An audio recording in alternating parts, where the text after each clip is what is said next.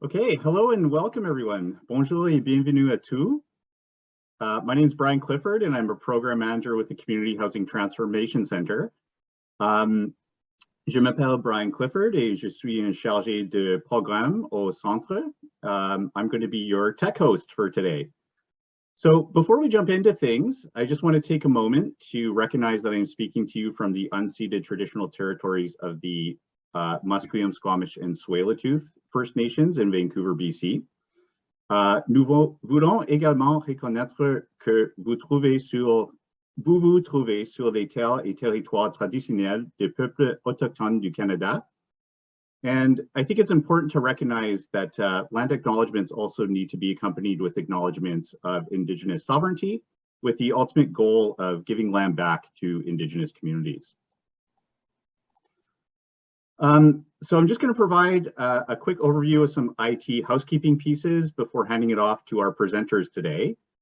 So after the presentation is wrapped up, we are going to have a question and answer period. If you have a question at any time during the presentation, please put it into the chat function.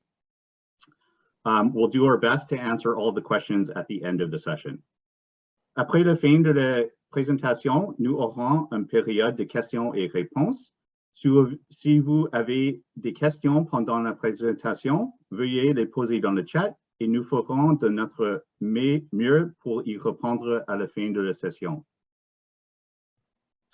Please note that all of your microphones are muted.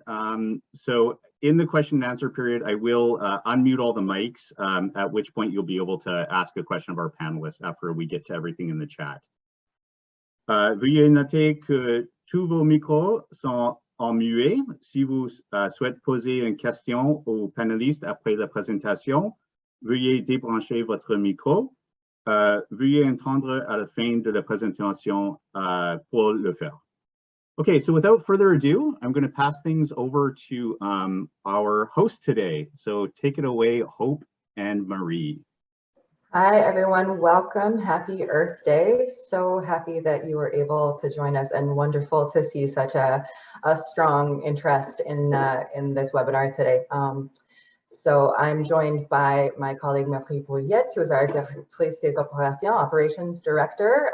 She and I will be switching off in English and in French to give you all the details of our new Green Kickstarter Fund, as well as have some interesting presentations from our friends at the Co-op Housing Federation of Canada regarding their Greener Co-op microgrant, and have some invited guests to tell you about their successful green projects to help inspire your projects that hopefully you'll be interested in doing through the Green Kickstarter Fund or the Greener Co-op microgrant fund. Alors, bonjour, je suis Marie Brouillette, directrice des opérations au centre. Je serai la voix francophone de ce webinaire et Hope Jameson, qui est chargée de programme pour Terre-Neuve et Labrador et aussi responsable du volet éco-responsabilité au centre, sera la voix anglophone. Nous sommes très heureuses de vous voir participer en si grand nombre. Nous aurons des invités tantôt qui seront là pour vous présenter des projets verts et vous faire part de leur expérience dans l'implantation, la réalisation et la suite par la suite. Donc, merci beaucoup.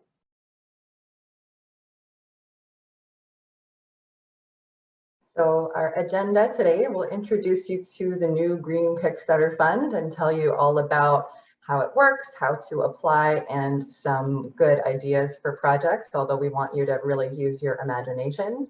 We'll introduce you to our new environmental self-assessment tool that we'll be launching next week on our website. And then we'll invite CHF Canada to talk about their Greener Co-op microgrant with Ophelia Guanlao. The Fédération de Habitation Coopérative de Canada va introduire le programme de micro-subventions pour des coops plus verts. With Ophelia Guanlao. And then we'll have some guests who will tell us about their projects. So we have Claudette Lemay, who's from Coopérative d'Habitation Lezart, Laura Penny from CCOC Housing, and Véronique Jalbert from Coopérative d'Habitation Cercle Carré. Donc, l'agenda aujourd'hui, c'est de vous parler de notre nouveau fonds, qui est le fonds de démarrage vert, avec tous les détails vous permettant de bien comprendre les objectifs de ce fonds-là et les détails concernant votre façon de déposer une demande de subvention chez nous. On va aussi vous présenter un nouvel outil d'évaluation environnementale, qui sera disponible à partir de la semaine prochaine. Et finalement, on aura plusieurs invités qui vont venir nous parler de différentes choses. La première invitée est de la Fédération de l'habitation coopérative du Canada qui va venir présenter les micro-subventions pour les coops vertes. Ensuite, on aura 3 invités qui vont venir nous présenter des projets qu'ils ont réalisés au sein de leur organisation. Claudette Lemay de la coopérative d'habitation Lezart, Laura Penny from CCOC Housing in Ottawa, et Véronique Jalbert de la coopérative d'habitation du Cercle Carré. What is the Green Kickstarter Fund? The exciting news that you're all coming here to hear today. So they will be small grants of up to $10,000 per organization. However, if your organization is located in the provincial north, according to Statistics Canada, or in the territories, you will be eligible for a little bit more funding, up to $15,000. And what you can do with that grant is anything currently eligible under normal center criteria, as well as small scale capital projects. So we'll give you a few examples of that in just a moment, just to get you thinking about it. Alors, les critères d'admissibilité du fonds de... Non, excusez-moi. On est heureux aujourd'hui de vous présenter notre fonds. Il y aura un montant maximum de 250 000 $ qui sera dépensé pour ce fonds-là. Les projets qui sont admissibles sont essentiellement le même type de projet qu'ils sont pour nos autres fonds, à une exception près, c'est-à-dire des projets immobiliers à petite échelle. Le montant maximum qui peut être attribué par organisation est un montant de 10 000 $, à l'exception des projets provenant des territoires du Nord et des régions nordiques, selon Statistique Canada, qui, elles, pourront avoir jusqu'à 15 000 $ de subvention. Et voilà. So just a few ideas to get you thinking, and we will again have some folks to present their own successes with green projects a little further along in the presentation. But a few things you could consider are electric vehicle chargers, community gardens, upgrading your lighting or other energy efficiency improvements, water saving measures, all sorts of different things that could potentially help your organization reduce its environmental footprint. Alors ici, on vous présente une liste non exhaustive des possibilités de projets que vous pouvez déposer. Donc, il y a des chargeurs de véhicules électriques, des jardins communautaires, l'installation d'éclairage à DEL pour l'extérieur ou l'intérieur, l'amélioration de l'efficacité énergétique et aussi des mesures de conservation d'eau qui peuvent servir, entre autres, à votre jardin.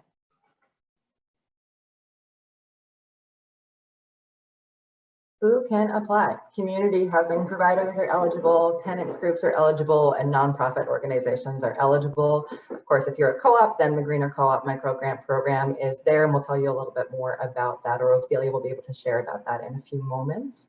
But this is our eligibility criteria for the Green Kickstarter Fund. Alors, qui peut soumettre une demande dans le cadre de ce programme-là? Il s'agit essentiellement des mêmes organisations qui sont admissibles à tous nos autres fonds, c'est-à-dire les organisations sans but lucratif, les groupes de locataires et les fournisseurs de logements communautaires. Il y a cependant une seule exception, ce sont les coops qui, elles, ont déjà accès depuis quelques années au micro-programme de projets verts qui est offert par la Fédération de l'habitation coopérative du Canada et qui existe depuis plusieurs années. Il est à noter qu'on est des fiers contributeurs avec d'autres partenaires financiers dans ce programme-là. How to apply. So I've added to the presentation here a handy screenshot of the top of our website with Connexion Portico. It's Portico login in English, and that is where you will click to access our application for the Green Kickstarter Fund. The application will be available on our website starting next week. And so from there, you'll enter your organization's information, some details, just your address, some details about the work that you do. And then you'll be invited to choose a funding stream. You'll click Green Kickstarter Fund, and that'll take you right into the application, which you then submit online. Alors, comment présenter une demande? On essaie toujours de faire ça de plus en plus simple pour vous. Donc, vous devez vous présenter, vous rendre sur le site web, le www.centre.support, et vous allez dans le haut à droite à Connexion Portico, vous cliquez sur ce bouton et vous devrez remplir certaines informations liées à votre organisation et aussi en lien avec la personne qui complète la demande. Vous allez ensuite pouvoir choisir parmi les différents fonds offerts par le centre, le fonds de démarrage vert, et vous avez ensuite simplement complété la demande.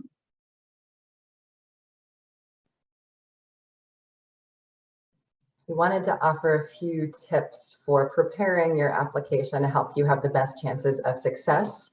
So one is to be brief but concise. So provide as much detail as you can in a small amount of text. So we're not looking for a doctoral thesis here. We want you to keep it pretty tight in terms of the volume of words that you write, but we do need to know exactly what you want to do. So which activities will lead to what outcomes is really what we're looking for when we're reading these applications. We'd also like to know some context. So what is leading you to consider this project? What's the why for the project? Why are you thinking about going down this road? And then in terms of when you're describing the activities, we encourage you to think SMART: specific, measurable, actionable, realistic, and timely. So be as specific as you possibly can about what you want to do within what time period and what your metrics of success are for your project. Alors, ce qu'on vous demande, c'est d'être le plus bref et concis possible. Par contre, c'est sûr qu'on a besoin de comprendre quel est votre projet, qu'est-ce que vous souhaitez faire. Le contexte est super important aussi. Pourquoi vous avez décidé de présenter ce projet-là? Qu'est-ce qui va apporter à votre milieu de vie? Et c'est quoi les résultats que vous attendez de ce projet-là? Et on vous demande de penser SMART, c'est-à-dire spécifique, mesurable, atteignable, réaliste et temporellement défini. En fait, les objectifs, c'est de clarifier clairement, c'est un euphémisme, hein, de clarifier quels sont vos objectifs, mais d'être capable de mesurer et de vous assurer d'être capable d'évaluer facilement si vous avez atteint les résultats attendus. The important dates for you to note. April 28th is when you will be able to access the application through our online portal as noted. The deadline for submission is June 10th at 5 p.m. Eastern. So if you're here in Newfoundland like me, you get an extra hour and a half to work on it. Lucky us. And then the announcement of awarded projects will be on July 15th. Donc, les dates importantes à retenir, c'est d'abord le 28 avril. Vous serez alors, il vous sera possible de pouvoir poser votre candidature et avoir accès au formulaire de demande de subvention. Le 10 juin est la date limite pour déposer votre demande et l'heure limite est 17 heures, heure de l'Est, ce qui veut dire qu'il donne plus de temps à l'Est du Canada et moins de temps à l'Ouest du Canada. Et le 15 juillet est la date où nous allons annoncer les projets qui auront été retenus.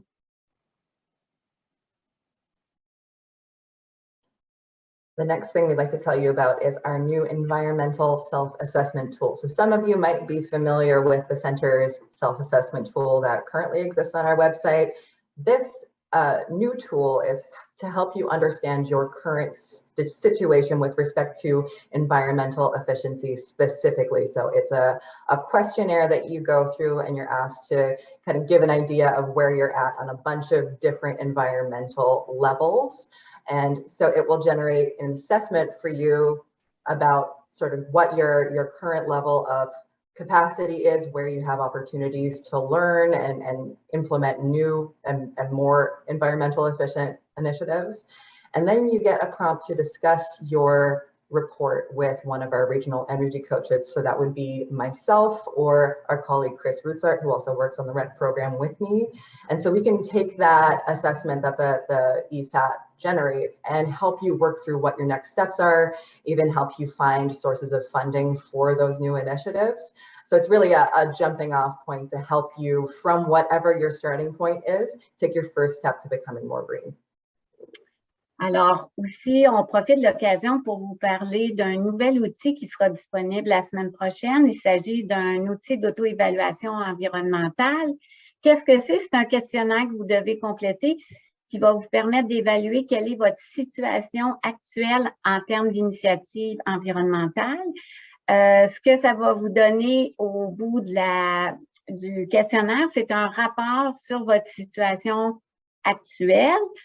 Et il vous sera possible par la suite de discuter avec un de nos accompagnateurs régionaux en énergie. Hope est d'ailleurs un de ses coachs. Et il y a aussi Chris Lezart qui est situé dans les prairies dans l'ouest du Canada. Et qui sait, peut-être que ces gens-là vont pouvoir vous aider à déterminer quelle sera la première étape à réaliser et peut-être que ce sera un projet dans le cadre du fonds de démarrage vert. Sinon, ils peuvent vous aider à trouver des sources de financement et de voir avec vous quelles sont la meilleure gestion de priorité en termes d'efficacité énergétique et voir avec vous qu'est-ce qui est possible de faire. So now we'll turn it over to Ophelia to give us a summary of the Greener Co-op microgrant and all of the success that they've had with that so far. Donc, Ophélia va maintenant nous présenter le programme de micro-subvention qui est offert par la Fédération de l'habitation coopérative du Canada. Thank you, Hope and Marie. We have heard this, big things start from small beginnings. CHF Canada has a dedicated Greener microgrant program for housing cooperatives, which was launched in 2016 to foster sustainability and community building. And today we have doubled our funding from 17 projects to over 120 projects. We have started small and have grown. So why a Greener microgrant, co-op microgrant? These small grants support projects that improve environmental sustainability and reduce climate change impacts. And we have developed online forms, how-to guides that we have uploaded in our website, such as LED lighting, EV charging stations, so that you know how to go about these projects. And the program continues to evolve as we pilot bigger projects for microgrants. The program has grown incredibly since its inception, and the key to success is small things have big impacts. Next slide. The program has received overwhelming response, and it has been incredibly popular and appreciated by housing co-ops, particularly during the pandemic, to help build community and to keep people busy. Some projects in the past have included community gardens, low-flow toilets, planting trees, lighting upgrades, EV charging stations, and here are some examples of satisfied recipients of the microgrant. Next slide. The growth and program have been possible thanks to the funding partners, including the center. And thank you to all our partners who have contributed to helping our members to become sustainable and thriving in the future. Great things happen when we work together. Merci. Alors, Ophélia nous a présenté leur programme, leur micro-programme de projet vert qui existe depuis 2016. Depuis cette date, le programme a énormément pris de l'expansion. Ils ont commencé avec 17 projets, sont maintenant rendus à 120 projets. Et ils partent du principe que quand c'est petit, ça peut avoir beaucoup d'impact. Donc, le projet est devenu de plus en plus populaire, notamment durant la période pandémique, pour réaliser des jardins, des projets de conservation de l'eau, de la pose de chargeurs de véhicules électriques. Et toute l'information liée au programme se retrouve sur leur site web et il y a même des guides pour vous aider à compléter la demande. Et vous aviez devant vous la liste des contributeurs financiers à ce programme-là, dont nous faisons partie. So next, the folks from the Coopérative d'Adaptation Cercle Carré will tell us about all of their green initiatives. They've got all sorts of really interesting things happening that I think will be very inspirational for you all. So we'll turn it over to them now.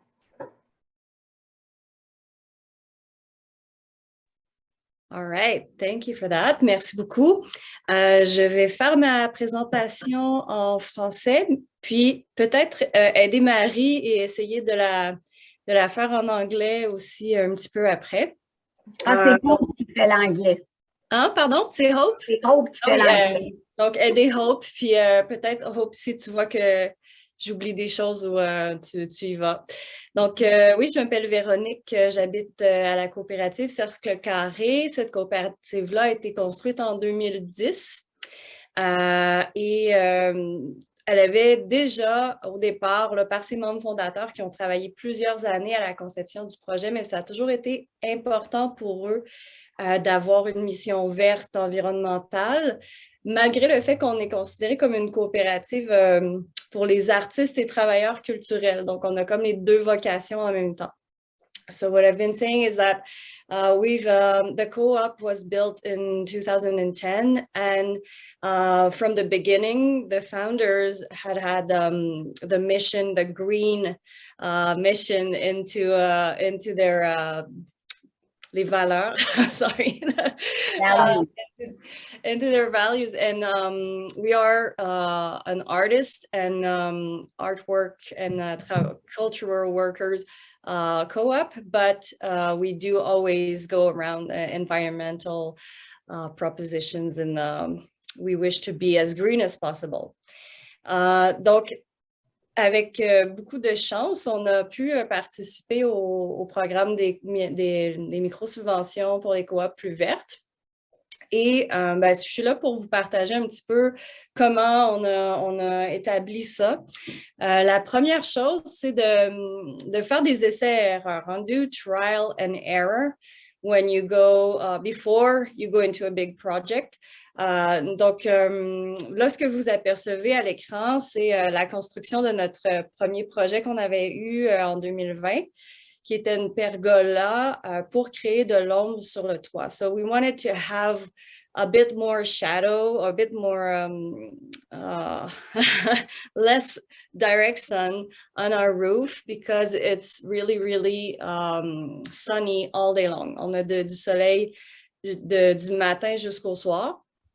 And we just wanted to create something and have plants growing in. Donc là, vous voyez la construction avec les participants. Puis aujourd'hui, pas aujourd'hui parce qu'on est au Québec, il fait encore froid, mais les plantes grimpantes ont commencé à s'installer. So we get a bit more green with this structure. Donc, pourquoi faire un projet comme ça? C'est important d'aller chercher la problématique ou ce que vous voulez faire en premier. Comme nous, le problème, c'est qu'il y avait trop de soleil. Donc, on a décidé de créer un lieu pour empêcher le soleil et en même temps ajouter de la verdure. Les autres projets aussi qu'on a, on en a, je ne sais pas, can you do the next slide? Thanks. Donc, comme vous voyez, notre stationnement, just the one before, on avait des bacs pour les fleurs. We were already trying to make our parking greener. So we did a few trials and error and ended up having a grant last year. This was our second project, and you can do the next slide. À la prochaine, ouais, vous voyez ce que ça a donné. Donc, this was one of our projects. We just took out some concrete there and put some earth and plants. Donc, on a déminéralisé, c'est pas un mot qui existe, mais déminéralisé le stationnement sur une bande pour créer un îlot de plantes. Il y a des plantes grimpantes qui vont maturer et évidemment contrer les îlots de chaleur qu'on peut avoir dans... Nous, on est situé dans le Vieux-Montréal, donc il y en a beaucoup, des îlots de chaleur. Pourquoi on n'a pas hésité à copier les autres? Je vous le dis, copy the others. When you see a good idea, allez la chercher. Copy without any shame. Ça, c'est une chose qu'on fait. On voit, il y a plusieurs organismes au Québec. Il y en a un qui me vient en tête, c'est les urbainculteurs. They're very, very creative. Puis, on voit passer leur truc, puis on fait juste comme, ah ouais, ça on pourrait essayer ça. Make sure you go and ask questions to the organisms you know. Posez des questions aux partenaires que vous connaissez. Au Québec, notamment à Montréal, il y a des écoquartiers. They have a lot of specialists in many different spheres. Il y a beaucoup de spécialistes dans ces organismes-là. Miel Montréal, Toiture Nature. Don't be shy and ask questions. Allez les chercher. Puis souvent, ils vont vous répondre, ah oui, peut-être pas ça. Puis ça aide beaucoup à aiguiller un projet, d'aller chercher des conseils avec les professionnels. Et puis, vous allez voir les impacts des petits projets, like Ophelia said, when you start small, the impacts are great, even greater. Ouais? Donc, de ne pas avoir peur de faire des projets assez petits pour beaucoup d'impact. Imaginez sur la slide où on est en ce moment, juste à droite, c'est les appartements, mais qui donnent sur un mur de briques. So the apartments now are going to see beautiful plants instead of brick and concrete. Ouais? Donc, c'est quand même beaucoup plus chaleureux. Ça vaut la peine. Par contre, quand on veut projeter quelque chose comme ça, c'est important de continuer à se renseigner, notamment auprès des experts, comme j'ai dit tout à l'heure, mais aussi au niveau des permis à aller chercher, the permits, the laws, les lois, obviously the costs, et aussi l'acceptabilité de la communauté. I don't know if that's the good word, hope, acceptability. Acceptance, yeah. Acceptance, yeah. Donc, comme j'ai dit plus tôt, notre coop a toujours voulu avoir une mission verte, mais ça demande de l'énergie et parfois même on a investi là, de notre propre fonds, même pour le projet de toit vert qu'on a. On a la chance d'avoir un toit vert. C'était au départ les membres fondateurs qui ont poussé jusqu'à la dernière minute parce que, comme on sait, as you know, the first thing to go off a budget is the green things, the green roof. So they really wanted to keep it. Donc, on a réussi ça, mais ça prend beaucoup de cohésion de groupe. The group needs to want to do that. L'autre chose, une chose qui est très, très importante, when you do a project, small or big, petit ou grand, c'est de penser à l'après. Think about the after. Ça va être quoi les implications? What do you need in terms of maintenance? La charge de travail, comme par exemple pour ce projet-là de stationnement, mais aussi sur le toit vert, on a installé un système d'irrigation, irrigation system, to make sure we don't have to water every 2 days, parce que c'est beaucoup, on a beaucoup de verdure à arroser, puis on se rendait compte que the first year when I was watering, it took me about 2 hours, like to do one go around. Ouais, donc ça, c'est quelque chose qu'il faut penser. Et aussi de peut-être pas trop faire quelque chose de trop gros au départ, si c'est pour demander beaucoup de travail après, selon vos ressources. Peut-être que vous avez plein de ressources, so maybe you have the people to do the after work, but maybe not, so always think about that. Will the people want to do the work after? Ouais, est-ce qu'ils vont vouloir? Une autre chose qu'on garde en tête avec les projets de coopérative, c'est de faire un lieu qui profite au plus de gens possible, right? So we've thought about the EV charger. On a pensé aux charges des bornes électriques pour les voitures. Of course we did. Mais actuellement, on n'a pas beaucoup de gens qui en profiteraient. So this project is going a bit further in time because we don't have as many people who would enjoy that project as the green stuff we've been doing all along. Donc, c'est de créer vraiment aller chercher le maximum de votre communauté. Ça aide aussi pour l'acceptabilité. Acceptance is easier for that. Then afterwards, choosing the right partners. Ouais, les bons partenaires. On en a un qui nous présente un beau programme aujourd'hui. We've been mixing partners in our project. Donc, la déminéralisation qui a eu lieu dans le stationnement, c'était un combo de écoquartier à Montréal, notre écoquartier Saint-Jacques, et les micro-subventions pour les coops plus vertes. Donc, nous, on est allé chercher 2 partenaires pour faire un projet de plus grande envergure. On était rendu là dans notre expertise, dans notre expérience, dans notre volonté. Mais sinon, c'est ça de voir qu'est-ce que vous avez autour de vous. Parfois même, ça peut être une autre coopérative dans votre quartier ou le café du coin, ou je ne sais pas, mais allez vraiment combiner le plus de gens possible pour soutenir ces projets-là. Finding the partners to create something, and obviously the community gets closer when you do that.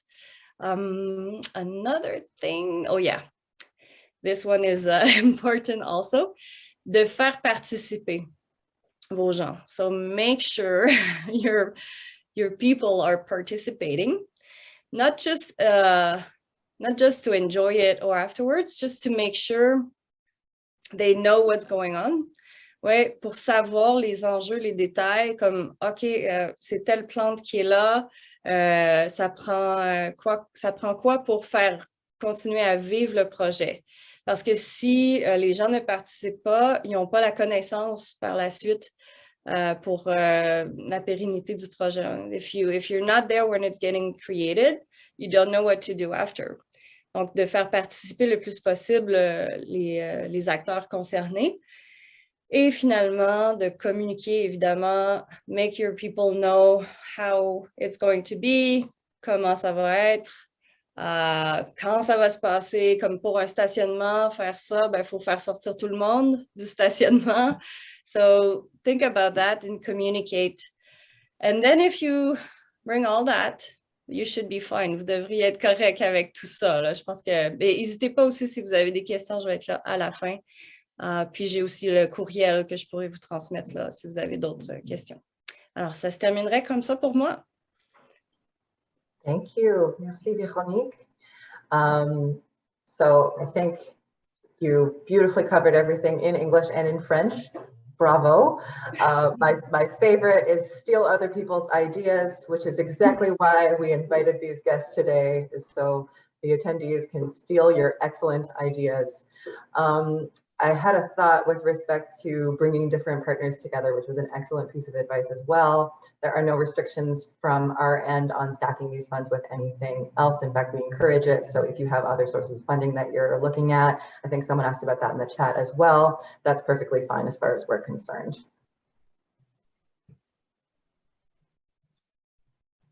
So next up, we have Laura Penny joining us from Centretown Citizens Ottawa Corporation to tell us about their beautiful community garden program. Okay. Thank you, Hope. Sorry, everyone, my voice is a little scratchy because I'm getting over COVID, so I hope you'll just bear with me. But I'm here. I'm happy to be here. And Marie, if you want to stop me at any point to jump in on the translation, feel free. Otherwise, I'm just going to power through. So, yeah. You can go to the next slide. So I'm here from CCOC, Centretown Citizens Ottawa Corporation. We're a community-based, tenant and member-directed nonprofit housing organization. And our mission is to create, maintain, and promote housing for low and moderate income people. Sorry, excuse me. We have 52 properties ranging from townhouses to buildings with like 100 units. And we have about 1,600 units in total. Yeah, so just okay, next slide.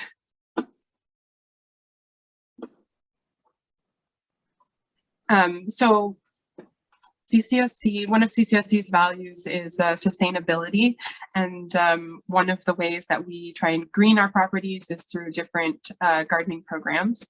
So we have green roofs at 8 different properties. We have a lot of landscape terraces, which are just like landscape podiums or roof deck areas where tenants can enjoy some green space.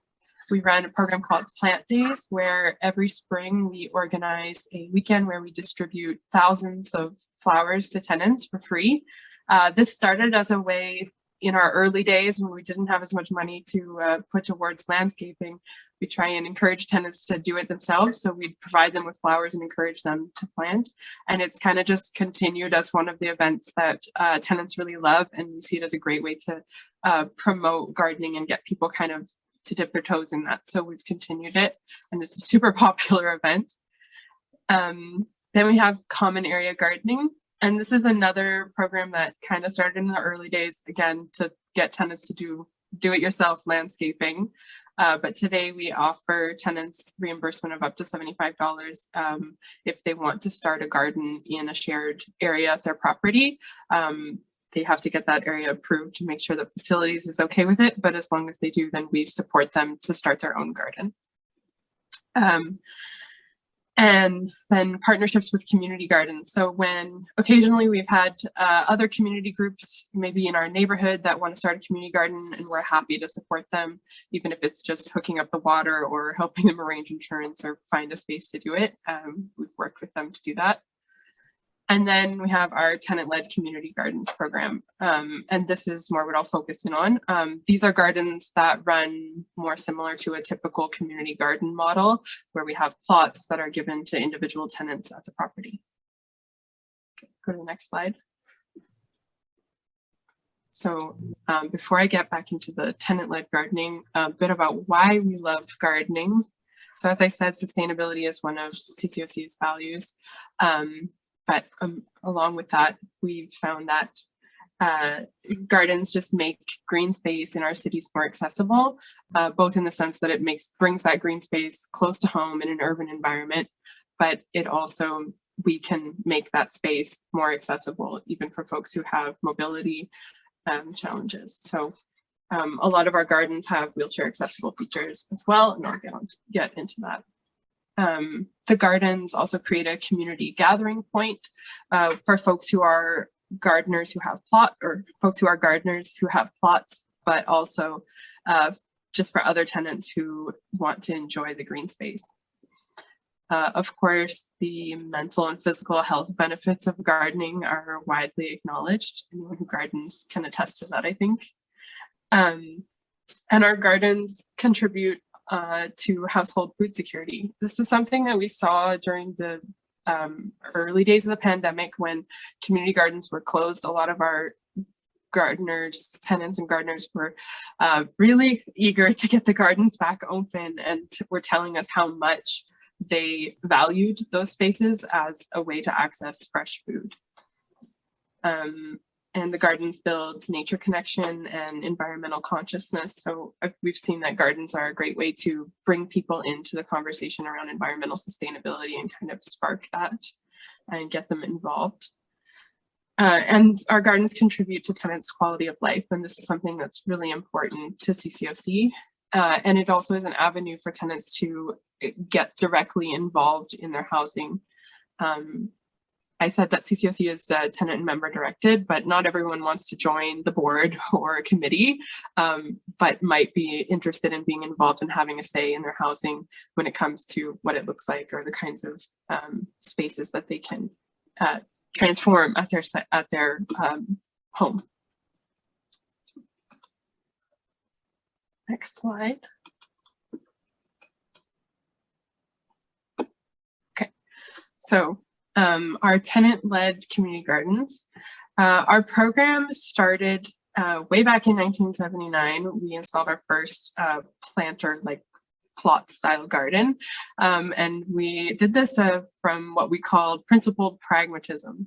So I say that because yes, you know, sustainability was part of our values, but also at the time under the National Housing Act, CMHC would make more funds available if new developments included more amenities like planter boxes. So there was also a financial incentive to install a garden, and we ran with it. So we built our first gardens in 1979. They have 9 planter boxes on the roof of a 5-story building.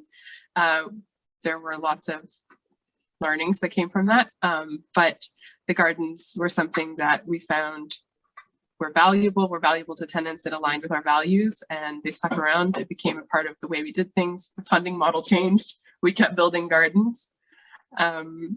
So today we have over 100 rooftop planter boxes at 12 different properties. Okay, next slide.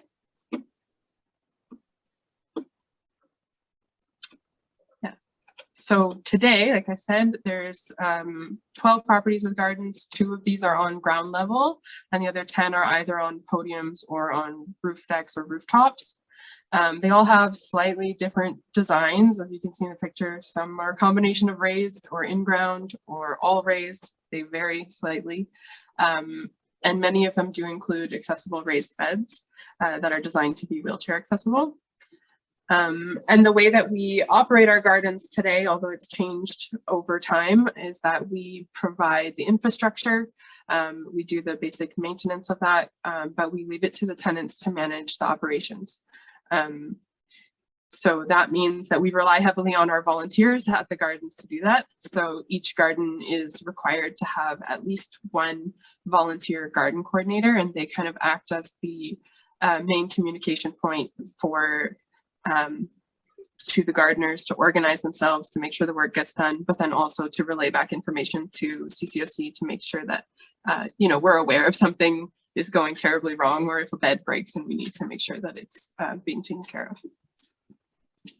Okay. Next slide, please.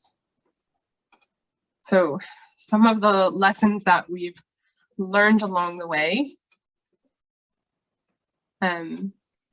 So first off, and I think some of these are going to really overlap with what's been said already. So I guess, you know, they're important. So first off is to plan for the lifespan of the garden.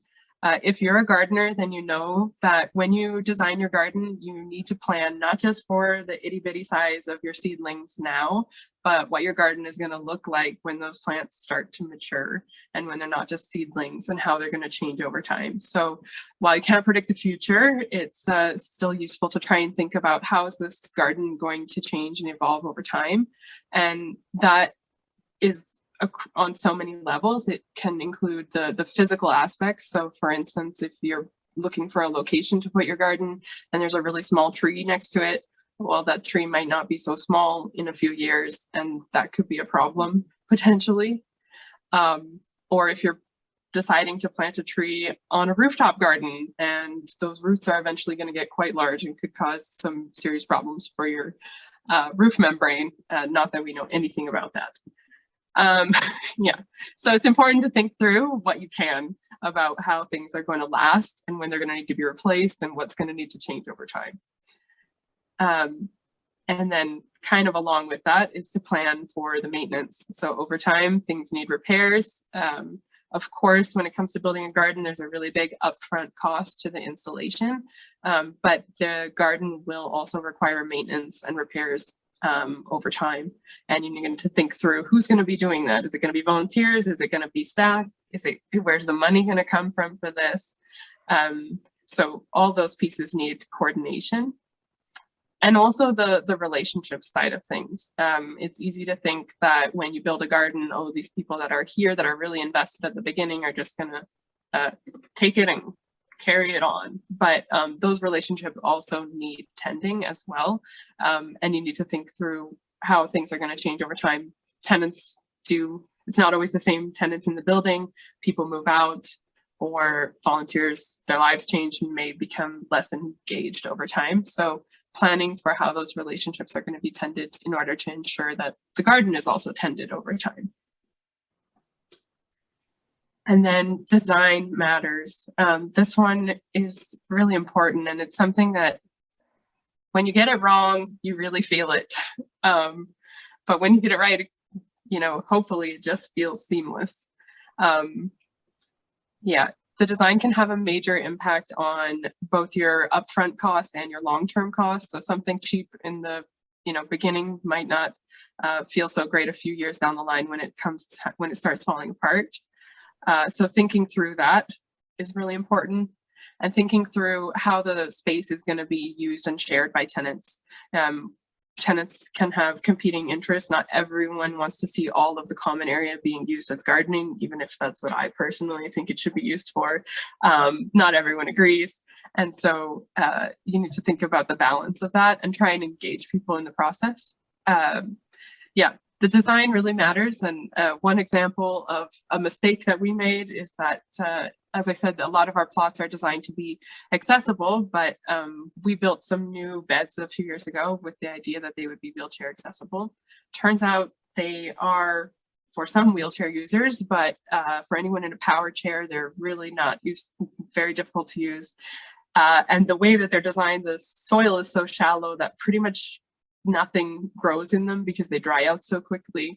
So right now we have a bunch of accessible beds that are sitting empty, unfortunately. And it's just a lesson learned that it's really important to design it right the first time, because it can really save you some trouble and make sure that it's usable by your intended audience. Yeah. And rooftop gardens. Rooftop gardens are something people tend to get really excited about, and I think that's great. They're a really great way to economize space in an urban environment when space is a pretty hot commodity, but they also can pose some challenges. From a gardener perspective, rooftop plots face a lot harsher weather conditions, soil erodes faster, they lose fertility faster. They also have full sun exposure, which is lovely, but it can be a challenge to grow in them. And our facilities team would also have a whole lot to say about the challenges of rooftop gardens, as installing really heavy, wet soil on top of a roof can make things challenging. So it's something to really think through the logistics of, and also ties in with the maintenance piece, because when it comes to maintaining the garden, you need to think about maintaining the garden beds, but also like the roof membrane and the rooftop itself, and balancing those things. And I'm not an architect, so I can't really go into detail on that. And then have a plan for managing interpersonal aspects. Gardens bring together a diverse group of people. It's amazing, it's great to see, but sometimes navigating shared spaces, conflicts are naturally going to arise, and you need a plan for how you're going to manage the space and the relationships in that space. So it's important to have some structure and a plan for how the garden's going to work, how people are going to work together, and what steps are going to be taken for issues to be addressed, and try and get at, have a plan in place ahead of time. It takes work, and it's also important not to underestimate the amount of work involved in managing the people side of gardens. We rely heavily on volunteers to do this, but it's also a big ask. So it's important not to undervalue the human side of keeping the garden running. And finally, I'll repeat it as well, learn from others, copy others. And when it comes to learning from others, including experts, but also including people with lived experience, I think we could have avoided some of our design pitfalls if we had included people more proactively in the design process. So, you know, learn from other people, but also rely on the people that are going to be using the space to direct what things are going to look like. And learn from others, learn from your network. In Ottawa, we are part of the Community Garden Network, and they're super helpful in getting access to gardening resources and workshops and materials for tenants.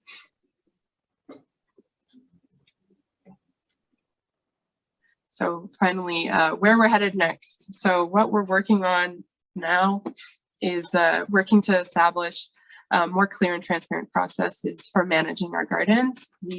Like I've said, we rely a lot on our volunteers to run the gardens, and we want to make sure that the structure we have in place is like scalable, so that we can continue to build more gardens, and that our volunteers know what they're getting into and know what's expected of them and have the support that they need in order to carry out the role. And that goes in with the next point, which is building capacity of our volunteers. So we've seen how big the role is, and that we sometimes lose volunteers if we're not giving them the support they need. So we want to make sure that we're offering things like trainings and making sure that they have everything that they need in order to make their garden a success. And then moving forward, we want to identify our properties that have the potential for new gardens or for expansions. So potential in terms of both the physical capacity, whether there's the space, or if we can make space, and also if there's interest from tenants. If we're hearing from tenants that they want to see this happen, where can we put projects in alignment with that? And then finally, we want to continue to make gardens a part of our future developments. That's it. Thank you. Maybe, Ryan, can you put back the slides, because Laura was very generous in her comments, so I want to make sure that I don't forget anything. Bon, ce que Laurent nous expliquait, c'est que CCOC possède 52 édifices qui comptent à peu près 1600 unités de logement au total. Pour eux, la valeur du développement durable est hyper importante. C'est pour ça qu'en 1979, ils ont décidé de développer des projets verts. Ils ont développé différents types de projets. Il y a eu des toits verts, des plates-bandes avec des fleurs. Et ils ont aussi développé un week-end où ils partageaient, donnaient des fleurs aux différents locataires pour rendre leur milieu de vie plus beau à l'extérieur. Ils ont aussi développé des jardins dans des zones communautaires. Et ils ont aussi travaillé en partenariat avec des communautés qui avaient avec des quartiers où il y avait des jardins communautaires qui étaient déjà implantés. Puis ils ont aussi développé des jardins communautaires qui sont gérés par les locataires. Je peux changer la diapo. Pourquoi ils aiment jardiner? Il y a différents aspects fort intéressants. Il y a d'abord, ça permet de créer des espaces verts qui sont facilement accessibles pour leurs locataires. Ça permet aussi de créer un lieu communautaire où les gens se rassemblent et peuvent socialiser ensemble. Ça apporte aussi beaucoup de bénéfices au niveau de la santé physique et mentale, de jouer dans la terre, ça permet d'oublier plein d'affaires, donc c'est très bénéfique. Ça a permis aussi à certaines périodes durant les différentes décennies de subvenir aux besoins alimentaires de certains des locataires dans les différents édifices. Ça l'a permis aussi ça l'a permis aux gens de se reconnecter avec la nature, mais aussi de les sensibiliser à l'importance de notre environnement. Ça a permis aussi d'améliorer la qualité de vie des locataires, mais aussi de développer tout leur engagement dans leur milieu de vie. L'autre slide, s'il vous plaît. Chez CCOC, on commençait à avoir des jardins communautaires en 1979. C'était d'ailleurs aussi un incitatif financier parce que la SCHL, à cette époque, offrait du financement pour ça. Mais au fil des ans, c'est devenu vraiment une valeur chez CCOC d'avoir des jardins communautaires. Et actuellement, ils en ont dans 12 de leurs édifices sur les 56. Next slide, please. Leur jardin aujourd'hui, ben, il y en a 2 qui est au sol et il y en a 10 qui sont soit sur des podiums qui sont un peu relevés ou sur les toits. Plusieurs de ces jardins-là permettent l'accessibilité aux personnes qui utilisent des chaises roulantes. L'implication de CCOC, c'est qu'ils vont fournir toute l'infrastructure, le bois, etc. Et ce sont les locataires qui gèrent toutes les opérations liées au jardin communautaire. Chaque jardin a au moins un coordonnateur de jardin qui est volontaire. Next slide, please. Les leçons qu'ils ont apprises, c'est qu'un jardin, c'est beau au printemps, ça tente de l'arroser, mais il faut penser à plus long terme parce qu'il faut continuer à l'entretenir, que ce soit à l'automne, mais aussi au printemps suivant. Puis souvent, il faut penser à long terme, comme tu peux planter, tu peux décider de faire ton jardin à côté d'un arbre qui est petit et cet arbre-là va grandir. Et je parle par expérience parce que je dois déplacer mon jardin parce qu'il y a trop d'ombre dedans aujourd'hui. Donc, c'est important de penser à ces aspects-là. C'est important aussi de planifier l'entretien tant des infrastructures, des boîtes, d'ajouter de la terre, de faire l'engrais, des composts, etc., mais aussi de s'occuper d'entretenir les relations entre les locataires parce que quand tu as plusieurs personnes qui se côtoient et qui ont des jardins qui sont un à côté de l'autre, il peut y avoir certains conflits. Donc, c'est important de réfléchir à la façon dont vous allez gérer les relations dans les jardins communautaires entre les différents locataires. Et le design est très important. Elle parlait, c'est super intéressant, des jardins sur les toits, mais ça nécessite des infrastructures adaptées. Tu peux pas mettre de la terre super lourde, ça prend une terre spéciale. Si tu plantes des arbres, comme je disais tantôt, ils grossissent, etc. Donc, il est vraiment important de penser à ces différentes étapes-là. Ensuite, comme je le disais, les jardins sur les toits permettent d'économiser de l'espace parce que le toit est là, il y a de l'espace disponible là, donc tu n'as pas besoin de chercher d'autres espaces ailleurs ou d'aménager d'autres espaces, mais ça amène son lot de défis. C'est bon. Puis, il est important de continuer à faire des plans pour des nouveaux projets de jardin. Où ils sont maintenant? T'as-tu sauté une page? Can you go back? OK, that's good. No, that wasn't finished. And c'est important d'apprendre des autres, que ce soit d'autres coop ou organismes dans le coin qui a développé des projets, mais ça peut être aussi des gens dans votre édifice qui habitent là puis qui ont une expertise dans l'entretien des jardins. Ça peut être aussi des personnes spécialisées qui peuvent apporter une valeur ajoutée, notamment des architectes au niveau des toits, des jardins sur les toits. Next slide, please. Et comment ils voient l'avenir? Bien, c'est sûr que ça amène son lot d'enjeux de gérer des jardins communautaires dans autant d'édifices. Ce qu'ils veulent faire, c'est de développer des processus qui vont être transparents et clairs pour faire toute la gestion des jardins. Ils veulent aussi développer la capacité pour les bénévoles d'apprendre à différents niveaux à gérer les volontaires, que ce soit en résolution de conflits ou des choses comme ça, et identifier les projets qui pourraient être développés éventuellement dans d'autres propriétés qu'ils ont ou faire tout simplement de l'expansion où ils en ont déjà.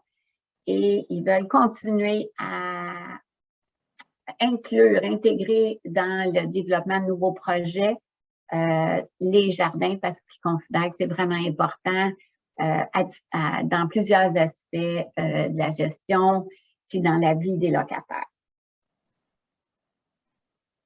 C'est tout.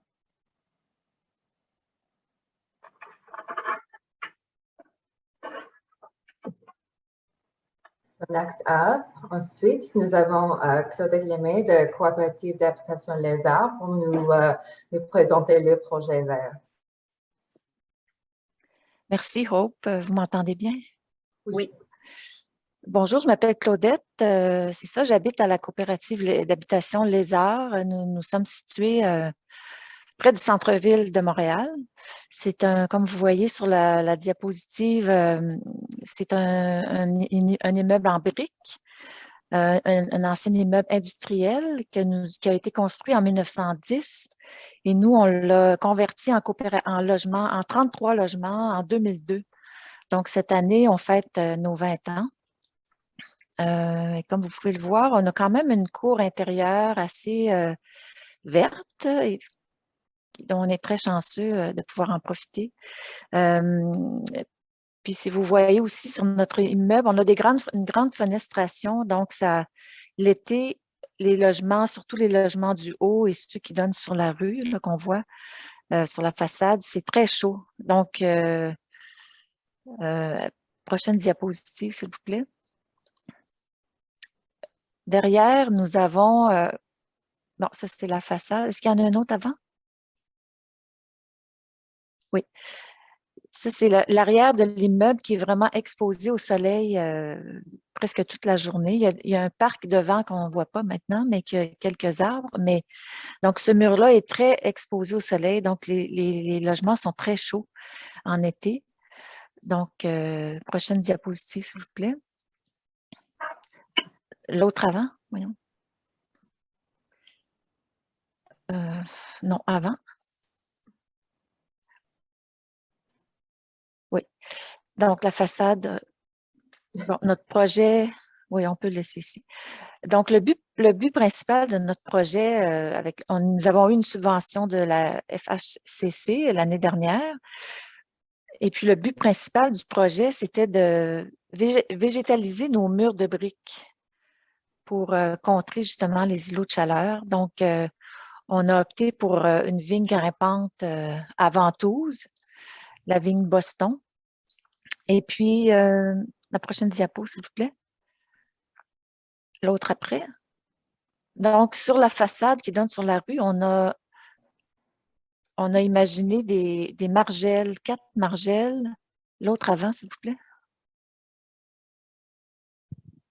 Oui, 4 margelles, donc, que nous avons installées sur le mur de briques, un mur de pierre qui donne sur la rue. Donc, au niveau design, tout à l'heure, on parlait de design.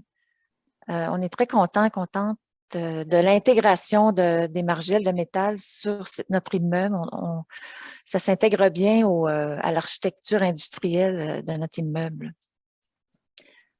Je ne sais pas si je l'ai dit, que nous sommes 32 membres dans la coopérative. Alors, on a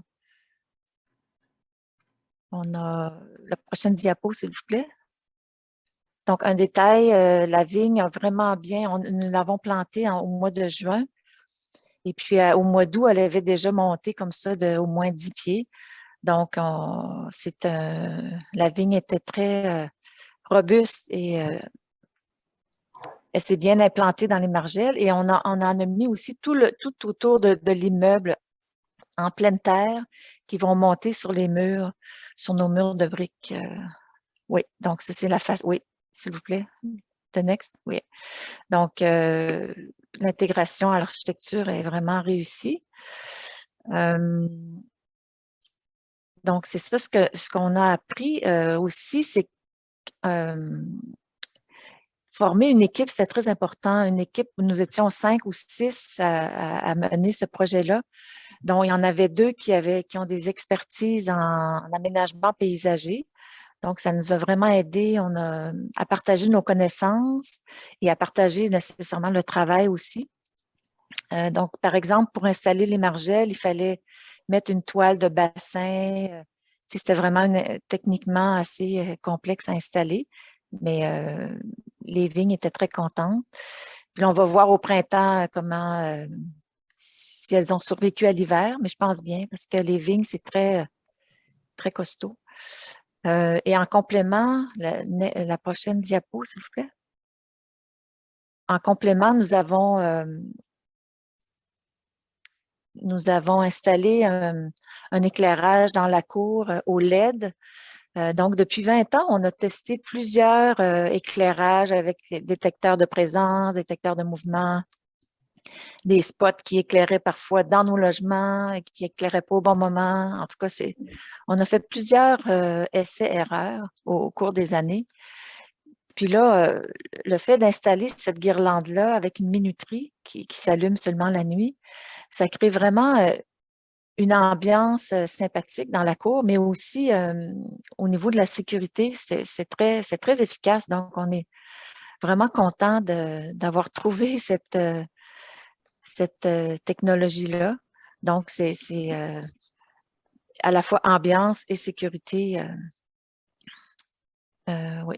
Donc, ce que nous avons appris de ce projet-là, c'était de former une bonne équipe, justement, comme je le racontais, pour partager le travail et les connaissances. Penser aussi à l'après, comme disait Véronique tout à l'heure. Les vignes, c'est vraiment pas beaucoup d'entretien. Bien, c'est sûr qu'il va falloir arroser, mais on a déjà une équipe qui travaille au jardin. Donc, ça va être un petit travail supplémentaire, mais l'équipe était d'accord pour qu'on avance ce projet-là. Ça a suscité aussi un débat au sein de notre communauté. Comme vous savez, on est une coopérative, donc on a un fonctionnement démocratique. Donc, on a soumis notre projet d'abord à notre conseil d'administration.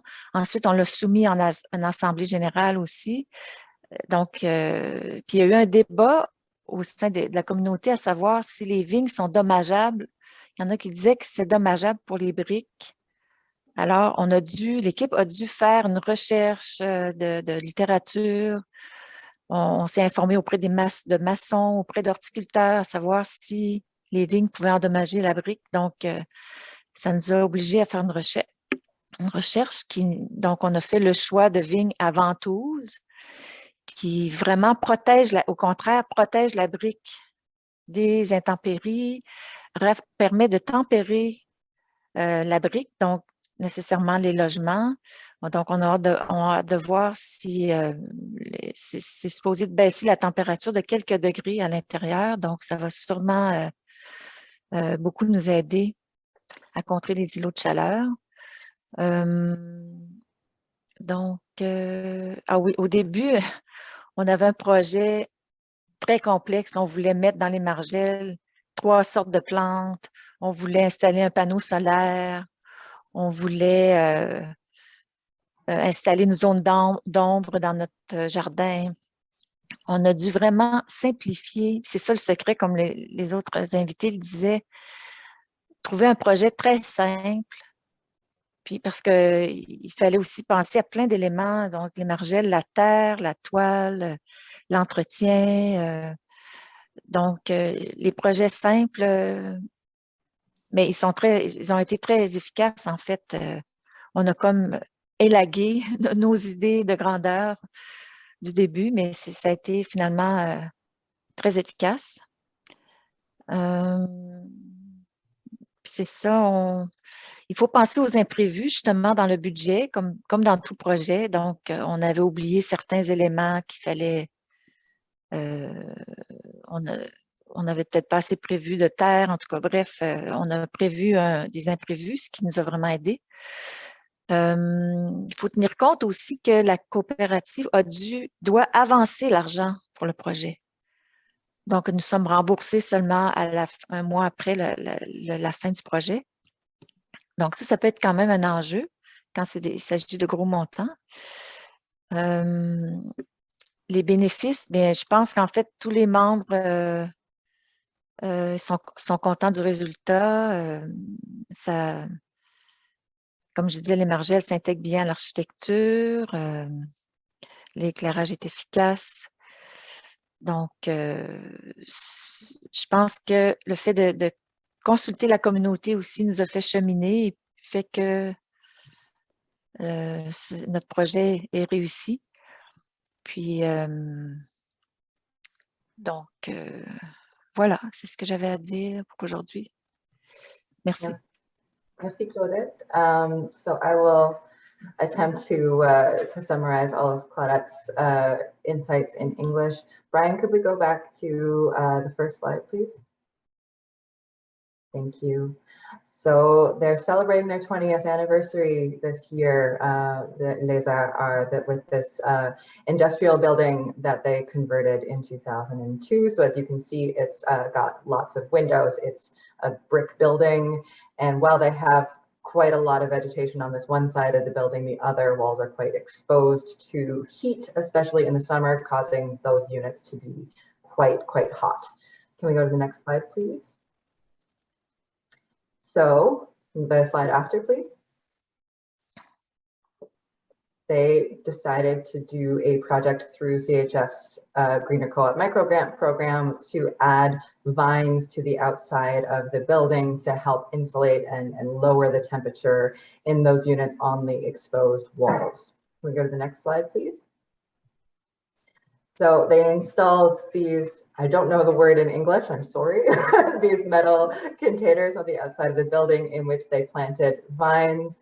And Claudette mentioned that they started out with a really ambitious idea that had a bunch of different plants and all sorts of other elements to it. And they ended up, my dog has chosen this moment to be loud, of course, they chose to really bring that idea down to earth to something much more simple. And they're very happy that they've done that and very happy with the results. So can we go to the next slide, please? So the vines are growing up out of the planters up over the sides of the building to control the heat and bring down the heat in those units quite a bit. And so far, it's been quite successful. They're hoping to see what happens after the winter, but they're pretty confident that things will be as predicted. However, Claudette did mention the very important pointer to think about unforeseen circumstances, plan for contingencies during your project, and be ready for things to not necessarily go the way you initially planned, which I thought was an excellent point. And so I think a few of the insights that Claudette shared overlapped quite a bit with what others have said in terms of community consultation. So she mentioned that they brought this first to their board of directors and then to a general assembly, and there were questions about what impact the vines would have on the brick of the building. Would it degrade the brick or cause problems? So they then had to consult experts and go through quite a lot of research to ensure that the vines that they were installing would protect the brick rather than harm it. So that element of moving through your membership or your tenants, talking to people who will eventually be involved is so important. And we've seen that come up with each of our presenters today, I think for really good reason. Likewise, she mentioned they have a good team at Coop Lezart who not only they have a team to look after the gardens who intend to take over this work, they had a team with some expertise implementing this project. So they have lots of buy-in from the members of the co-op, and they all work together to make this happen, and they'll work together thereafter. Can we go to the next slide, please? And then the one after. So what really drew me to this project, and the reason I reached out to Claudette, is the element of beauty that they brought in with this environmental project. So not only does it give them lots of benefits in terms of reducing the heat in the building, and these are some highly energy efficient lights that they installed, which add both an element of safety in terms of illumination in their courtyard, but also, as you can see, are just gorgeous. So they're achieving both energy efficiency and increasing the quality of life and the aesthetic value of their building all at once, which is so lovely to see. So I think that's the most important things that Claudette said. And I want to leave lots of time for questions because we're getting some really good questions here in the chat. So if we're all ready, perhaps we'll move to that part of the discussion. So I'm just going to look in the chat box here and start from the beginning. Sorry, Brian. Jump in here as well. So we had various comments there. Thank you for putting them into the chat, and please continue to do so. Just as a kind of housekeeping item, there's a lot of questions about sharing the PowerPoint. So we are recording the session right now, and that will be available. The recording will be available on our website next week. We can also share the PowerPoint, I think, with interested parties if they want that. Also, there's a lot of questions just pertaining to the co-op microgrant program and then our program that we're announcing today. So maybe Hope and Marie, you want to just provide a little bit of clarification one more time about the difference between the two. Absolutely. So as we mentioned, the Center is a proud partner in the Greener Co-op Microgrant Program.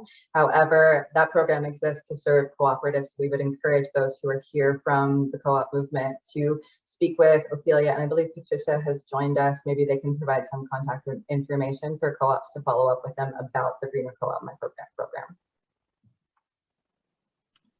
Yeah, I think that's great. Madame Tessier parle, je vais peut-être juste traduire ce que tu as donné comme information, Brian, au début. On a eu plusieurs questions liées à la possibilité d'avoir accès à la présentation PowerPoint. Juste vous dire qu'on enregistre actuellement le webinaire et il sera disponible la semaine prochaine sur notre site web, pardon, et il sera aussi possible de vous faire parvenir la présentation PowerPoint ou la rendre disponible sur le site web. Ce sera notre webmaster et spécialiste de tout ça, Sabine, qui va gérer ces détails que je considère techniques qui sont très au-dessus de mes capacités techniques. Donc, Madame Tessier, vous pouvez maintenant répondre. Je pense que vous êtes bilingue.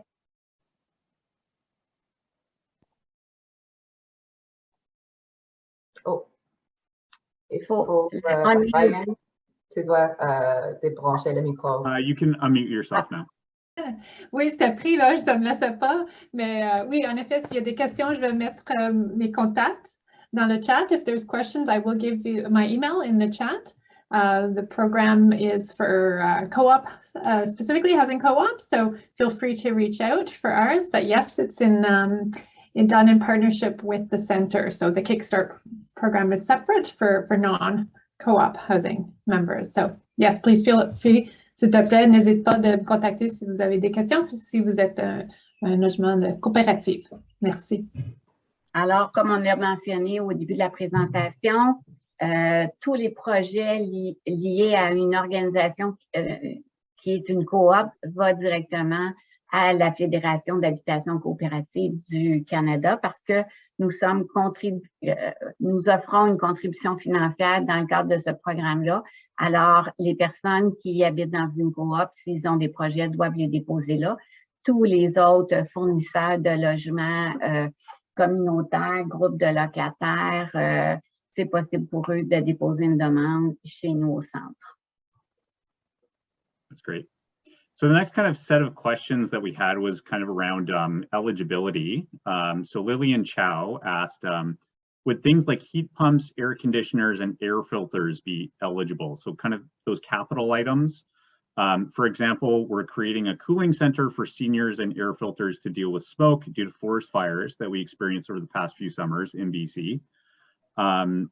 These would, contribute to climate change resilience, and there isn't a lot of funding for these kind of capital costs. So do you want to both elaborate on the eligibility there for capital expenditures? Yeah, I would say that aligns well with the intent of the program.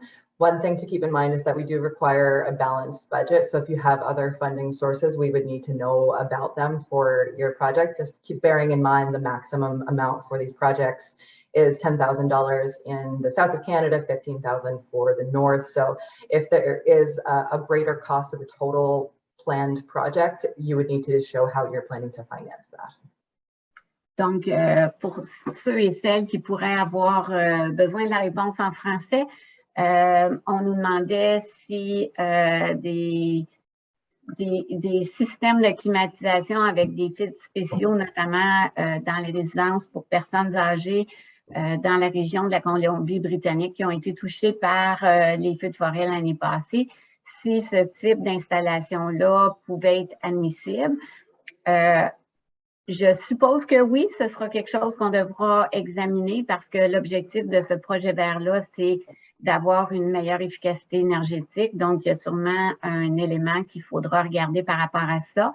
Il faut juste s'assurer que dans votre montage financier, vous tenez compte du fait que c'est 10 000 $ maximum par organisation et 15 000 si vous êtes situé dans les régions nordiques des différentes provinces canadiennes ou dans les territoires du Nord, c'est 15 000 $. Okay, il y a une autre question around eligibility en français. Carole Lemire asks, est-ce que les offices d'habitation peuvent bénéficier de ce fonds? So, Carole, we may need a little bit more information about your organization. Feel free to put Non, that. je peux répondre. Oh, OK. OK. Les offices municipaux d'habitation sont généralement des organisations qui sont gérées par des municipalités. On ne peut pas financer des organisations qui sont financées par des organismes gouvernementaux, à moins que vous soyez capable de nous faire que vous puissiez nous démontrer que vous êtes un organisme à but non lucratif et que vous avez un conseil d'administration avec, entre autres, des membres locataires chez vous. Marie, si je peux me permettre d'ajouter que ce que je suggère au OMH et d'autres organismes qui sont affiliés avec des gouvernements, c'est de vous trouver un partenaire dans le secteur communautaire pour faire possiblement un projet ensemble. So just to repeat what Marie said in English, for those of you who are, for example, with shareholders that are single shareholders such as municipalities, such as local housing corporations, OMH, which is the equivalent in Quebec, and other places, if you are not eligible because of your government relationship and we cannot finance you, you can obviously partner with a community-based organization, a community-based housing organization, and perhaps submit a project together with them. That's great. So kind of related to these questions here, we're having some questions about how the program stacks with other funding available within the sector. So Donna Mayer asks, how do the little incentive programs impact the project's ability to secure co-investment through CMHC or green municipal funding through the FCM and financing for larger deep energy retrofits to tackle the whole building and achieve greater greenhouse gas reductions? So I would suggest that if a deep energy retrofit is in your future, you talk to me instead about going through the REC program and moving through the FCM Sustainable Affordable Housing Funding. If you're going for something that has a degree of reduction as a part of your eligibility criteria, so for example, for the FCM Sustainable Affordable Housing Funding, you need to reduce your energy usage by at least 25%. That is a situation where a tiny little energy consumption reduction will not work in your favor. So if that's in your future, if that's part of your plan, I would encourage you to reach out to me directly. I'm going to put my email in the chat and we can have a longer conversation about where your organization is going and how we can support you on that journey. This program is intended for that first step, toe in the water, just beginning of exploring an environmental efficiency journey that's at a different level, I think, than a deep energy retrofit.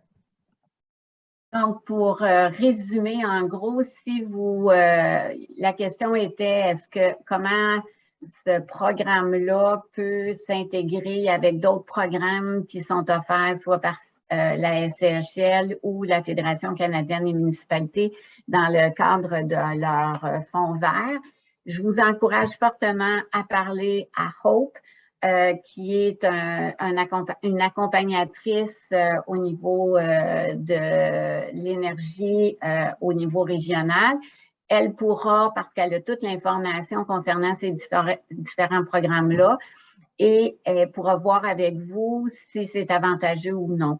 Dans le fond, l'objectif de ce programme, ce fonds de démarrage vert-là, c'est pour vous permettre de faire un premier pas au niveau d'un projet vert. Donc, on souhaite vous encourager à faire un premier pas. Il y a aussi l'outil d'auto-évaluation environnementale qui peut vous aider et éventuellement, vous pourriez parler avec eux pour les différentes étapes à réaliser par la suite. Thank you. So we have about 5 minutes left, so we'll be able to get to another couple questions, I hope.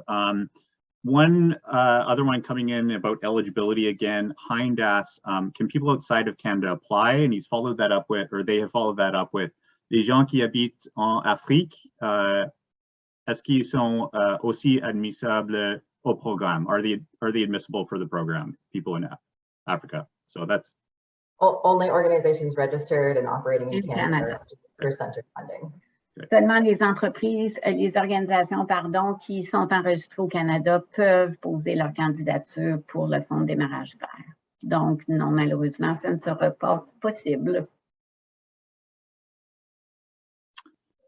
So again, just a question on the stacking. I think this has already been articulated, but maybe just to reiterate, Rhonda asks, can we combine the small scale capital grant with the micro grant for one particular project if we wish to?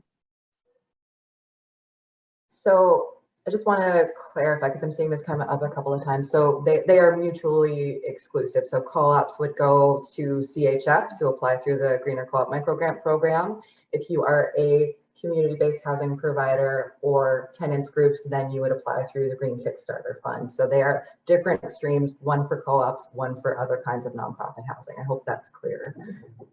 En fait, juste pour reprendre, en fait, le programme, le micro-programme pour les projets verts avec la Fédération d'habitation des coopératives du Canada et notre programme s'adresse à des clientèles différentes. Donc, le micro-programme s'adresse aux coops et le fonds de démarrage vert s'adresse aux groupes de locataires, aux organismes à but non lucratif et aux fournisseurs de logements communautaires.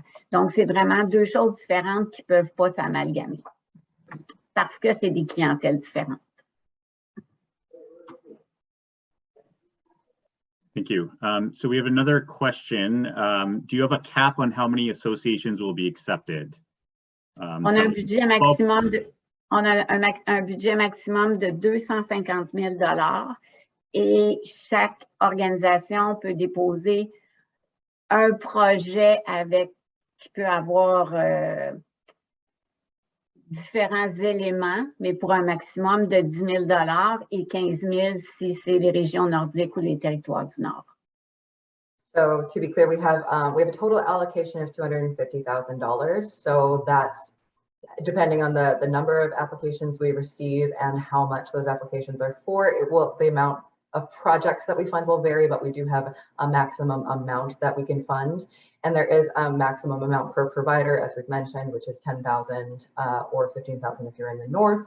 And we are accepting one application only per provider. Now that project could include a variety of elements, but we will have a single application per organization for this fund. I should say though, because I bet someone is wondering this right now, if you have received funding from the center in the past, or if you have an active center project happening right now, as long as your reporting requirements are up to date, there's no reason why you couldn't apply for this as well. Donc, juste pour compléter l'information que Coop vient de donner, si vous avez déjà reçu du financement du centre, quel que soit le fonds, vous pouvez appliquer pour le fonds de démarrage vert. Il n'y a pas de contre-indication parce que vous avez déjà reçu du financement de notre part. Thank you. So I think we have just time for one more question. I think this is an important one. So Lisa asked, will a housing provider have to submit different applications for this funding for different initiatives?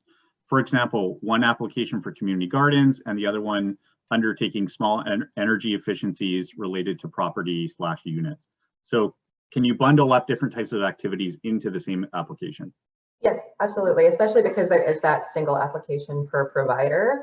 As long as you're within the maximum allocation for funding, you're welcome to do a few different things under the same application. Alors, vous pouvez présenter plus d'un projet, mais ces projets-là doivent faire partie d'une seule demande de subvention par organisation. Fantastic. Well, I think that wraps up our time here. We want to thank everyone for participating today. Again, the webinar recording will be available on our website next week, as well as the full application. So we look forward to seeing your projects and moving forward on this great initiative. Thank you very much, Simone. Merci beaucoup. My email's in the chat, so reach out to me directly if you have further questions. And I just want to say thank you so much to our guests today. Your contributions were wonderful. Merci beaucoup de nos invités pour votre contribution aujourd'hui. And thank you so much for being here. Happy Earth Day, everyone. Merci. Bonne journée de la Terre. Thank you, Simone.